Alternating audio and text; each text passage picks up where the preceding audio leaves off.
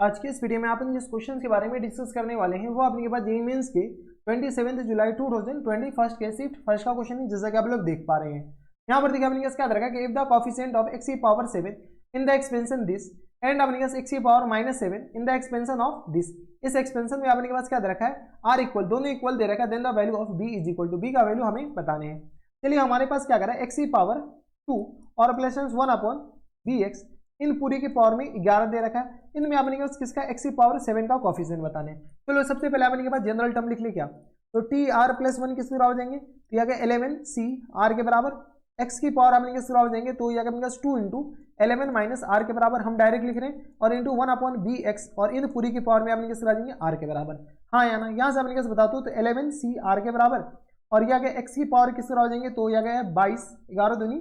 22, 22 और minus times 2r, और into आ गया अपने पास 1 अपॉन बी की पावर में आ गया अपने के पास r के बराबर, और इंटू x की पावर में माइनस r के बराबर। यहाँ से अपने के सॉल्व कर लो तो ये किस तरह आ जाएंगे 11 सी आर के बराबर, इसको अपने के पास हटा दो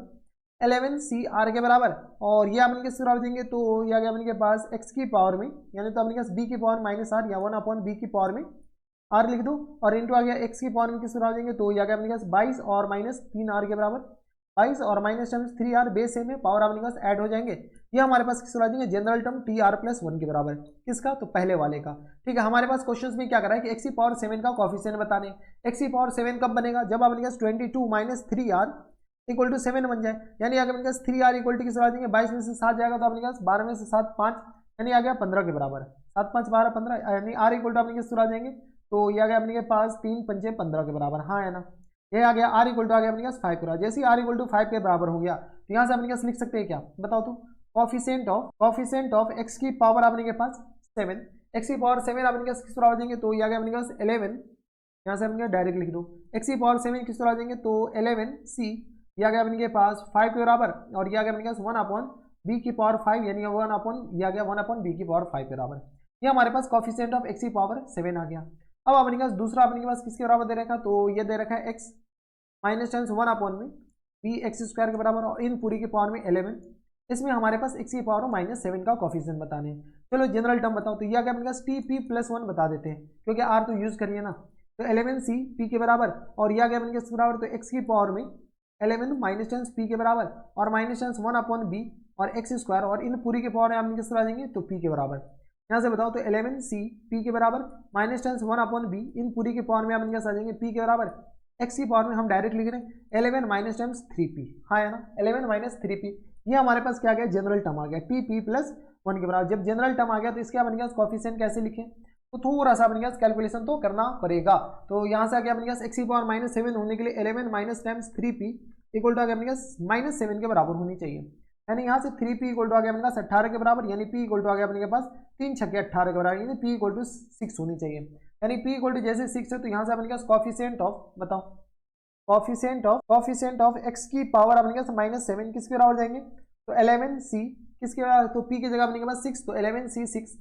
11 c 6 और इंटू आ गया अपने पास माइनस टाइम्स 1 अपॉन b की पावर में अपने पास 6 के बराबर, यानी ये किस तरह आ जाएंगे 11 c 6, और ये आ गया अपने पास 1 अपॉन b की पावर में 6 के बराबर। ये हमारे पास किसका कोएफिशिएंट ऑफ x की पावर माइनस 7 के बराबर हो गया।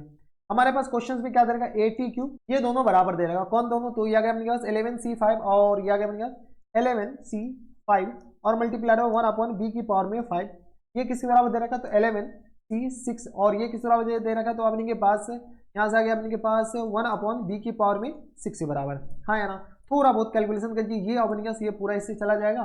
तो यहाँ से आ गया अपने पास 11 फैक्टोरियल और होल अपॉन 5 फैक्टोरियल इंटू 11 में से 5 जाएगा तो अपने पास 6 फैक्टोरियल आ जाएगा, इक्वल टू आ गया अपने पास 11 फैक्टोरियल, और ये आ गया अपने पास 6 फैक्टोरियल, 11 में से 6 जाएगा तो 5 फैक्टोरियल, और ये आ गया अपने पास इंटू 1 अपॉन b के बराबर। हाँ है ना, अब देखो अबे ये दोनों तो सेम था, ये करने की जरूरत ही नहीं थी दया,